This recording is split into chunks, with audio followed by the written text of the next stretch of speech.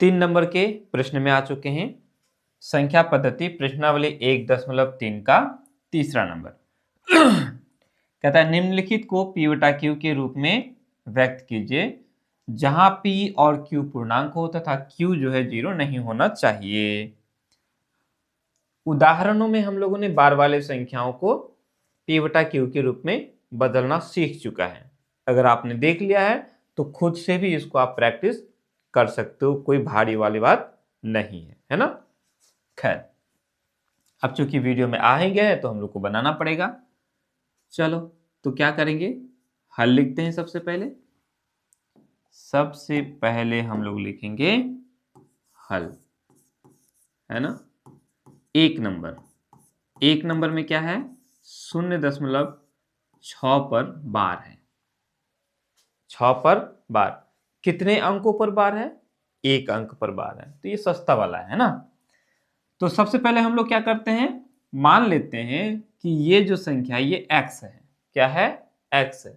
फिर हम उस x को P बटा Q के रूप में बदल देंगे, है कि नहीं। मतलब यहां से हमें दशमलव हटाना है और बटा के रूप में इसको लेकर आना है, यही ना। तो लिखेंगे माना कि x बराबर 0.6, 6 पर बार को हम लोग ऐसे लिखेंगे 6 6 6, है ना, डॉट डॉट डॉट डॉट। आप इसको ऐसे लिख सकते हो, इसको समीकरण 1 मान लो, कोई दिक्कत, ऐसे ही बनाए हैं। इस संख्या को हमने x मान लिया, क्लियर। उसके बाद हम लोग क्या करते हैं, इसको और आगे लेकर जाते हैं। हम क्या करते हैं, दशमलव को इधर आगे खुसकाना है। देखो दशमलव के बाद यहाँ 6 6 6 6 सारा का सारा 6 है, तो एक और समीकरण बनाना है जिसमें भी दशमलव के बाद 6 6 6 6 6 आना चाहिए, ठीक है। तो कैसे होगा, अगर हम दशमलव को यहाँ खुसका दें तो दशमलव के बाद इधर भी 6 6 6 6 6 सारे 6 6 हो जाएगा। समझ में आ रहा है। तो क्या करेंगे, दशमलव को एक अंक इधर लाने के लिए हमें इसे 10 से गुना करना पड़ेगा। किससे, 10 से।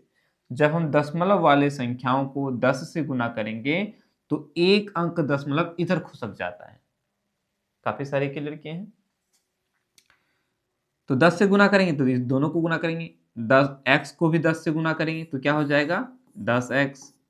जब हम इसको 10 से गुना करेंगे तो ये क्या हो जाएगा 6.66666, इस तरह से हो जाएगा। ये हमारा समीकरण 2 हो गया।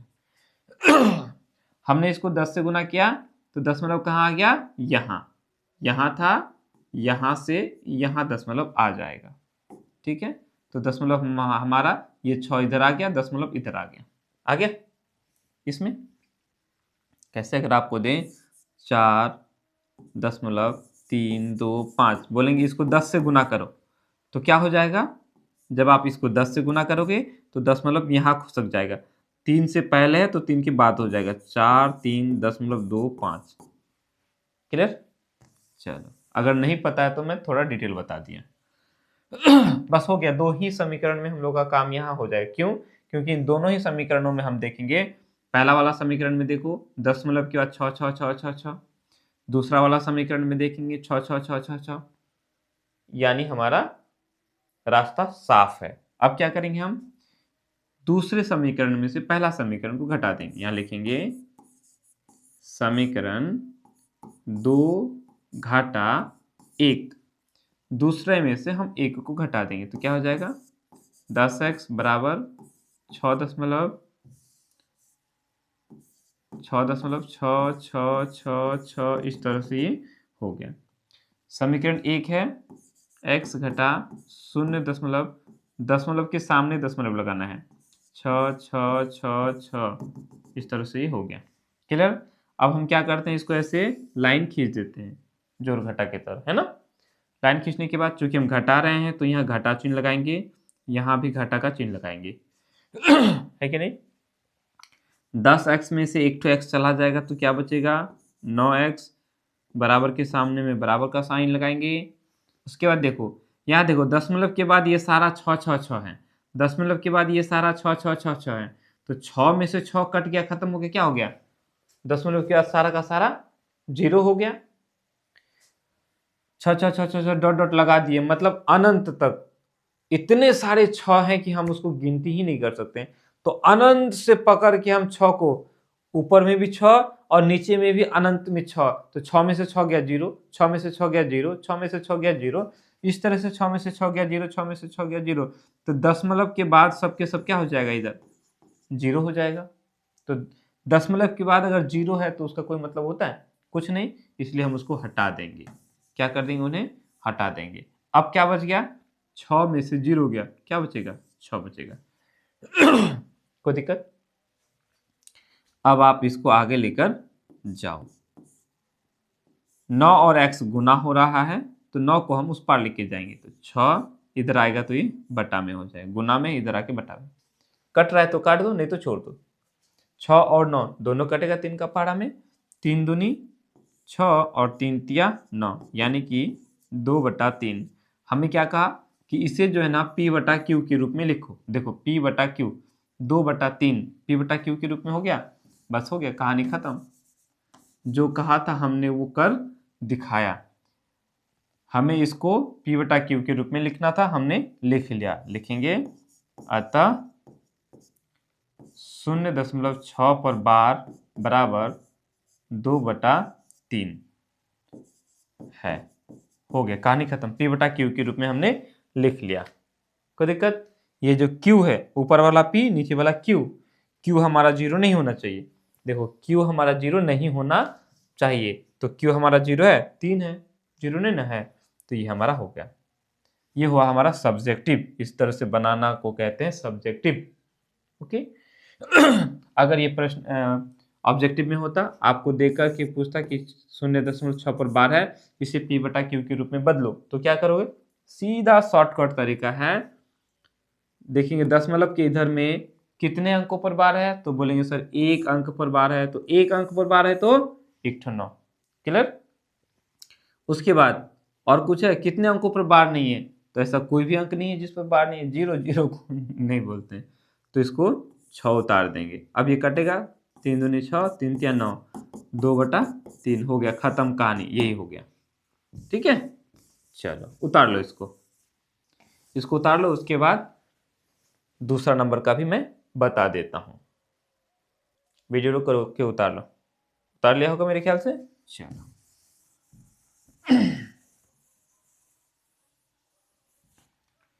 दूसरे नंबर को भी हम उसी तरह लिखेंगे।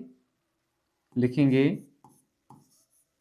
माना कि x बराबर 0.4। देखो यहाँ 7 पर बार है, केवल किस पर बार है, 7 पर बार है, तो हम यहाँ लिखेंगे 7 7 7 7, इस तरह से लिख देंगे। ये हमारा समीकरण 1 हो गया।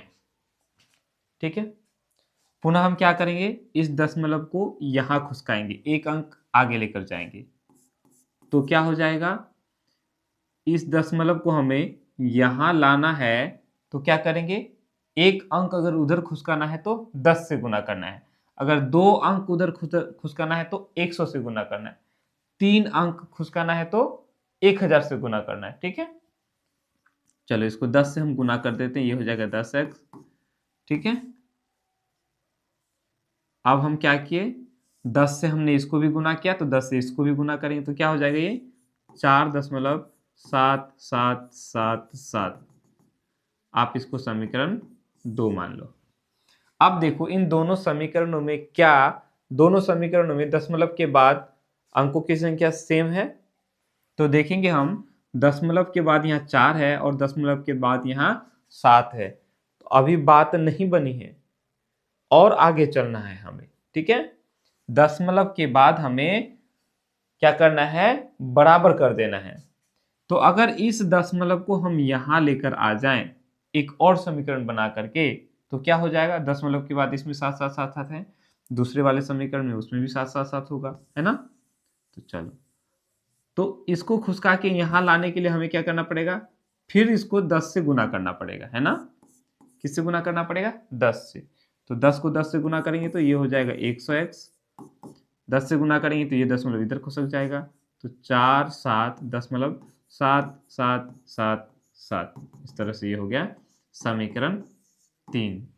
अब हम देखेंगे समीकरण 2 और समीकरण 3 को ध्यान से देखेंगे तो क्या पा रहे हैं, दशमलव के बाद 7 7 7 7 7 सारे 7 हैं, क्लियर। उसी तरह से इसमें भी दशमलव के बाद सारे के सारे क्या है, 7 7 7 7 7 है ना। तो इन दोनों ही समीकरणों में दशमलव के बाद अंकों की संख्या एक जैसे हो गए। अब जब इन दोनों को घटाएंगे तो दशमलव के इधर वाला कैंसिल हो जाएगा, खत्म हो जाएगा, ठीक है।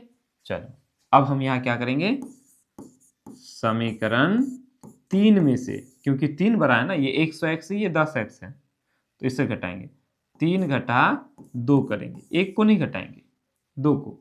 समीकरण 3 क्या है, समीकरण 3 है हमारा 100x बराबर 47.7777।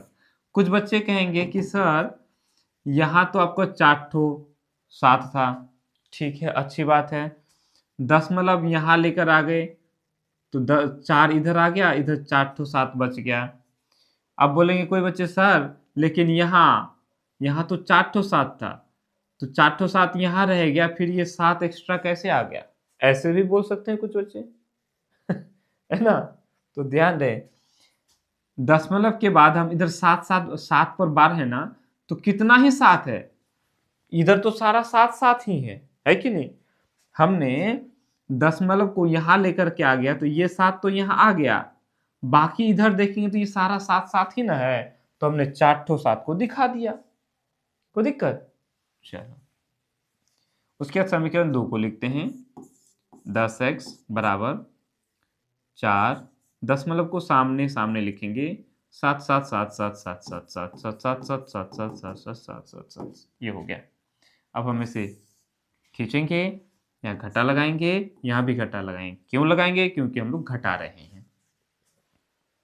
ओके चलो, तो घटाओ, 100x में से 10x चला गया, कितना बचा, 90x। नहीं, दशमलव के बाद ये सारा 7 7 7, दशमलव के बाद ये सारा 7 7 7 7, तो घट के क्या हो गया, 0 हो गया, खत्म। तो अब इससे घटाएंगे, 47 में से 4 चला गया, कितना बचेगा, 43 बचेगा, बच गया, लिखेंगे।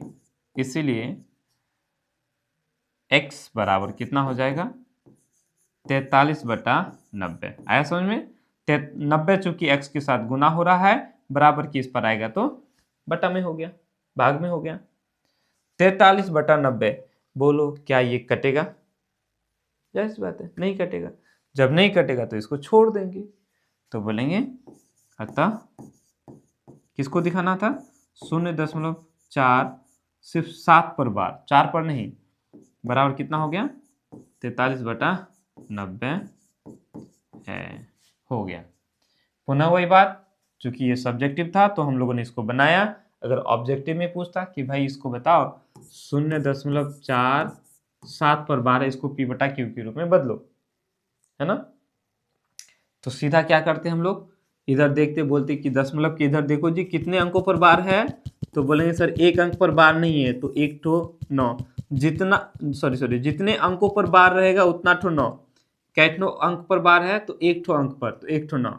उसके बाद फिर देखो दशमलव के इधर, इधर नहीं देखना है, दशमलव के इधर कैठो अंक पर बार नहीं है, तो 1 अंक पर बार नहीं है, तो जितने अंक पर बार नहीं होगा उतना ठो 0, 1 अंक पर बार नहीं है तो 1 ठो 0 लगा दिए बट्टा में। उसके बाद हम क्या करेंगे, अब दशमलव और बार को नहीं देखना है ध्यान से, पूरे को 47 है तो 47 लिख लो, उसके बाद घाटा लिखो। अनेक और बताया हूँ, फिर भी बताते चल रहा हूँ ताकि भूल गए हो तो फिर से याद आ जाए। अब देखो कि कितने अंकों पर बार नहीं है, तो बोलेंगे 4 पर बार नहीं है, तो यहाँ 4 लिखेंगे, 47 में से 4 चला गया, कितना बचा, 43/90 हो गया ना। इतना झोलझपाटा करने की जरूरत पड़ा, नहीं पड़ा। तो ऐसा नहीं कि अब नहीं पढ़ा तो ये हम लोग का बेकम्मा हो गया, ऐसा नहीं कहना है, ठीक है, ठीक है। ओके उतार लो इसको, उसके बाद हम लोग तीसरा नंबर भी बना लेते हैं। उतार लिया होगा, चल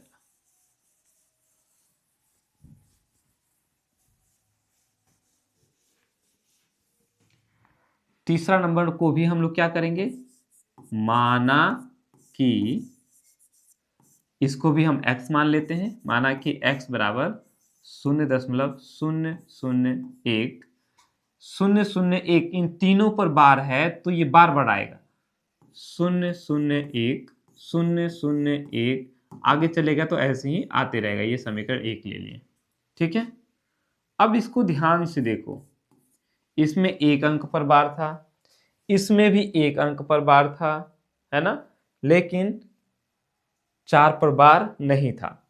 इसमें लगातार 3 अंकों पर बार है, तो हम क्या करेंगे, इसमें हम देखेंगे दशमलव के बाद 001 आ गया, है ना, फिर 001 आ गया।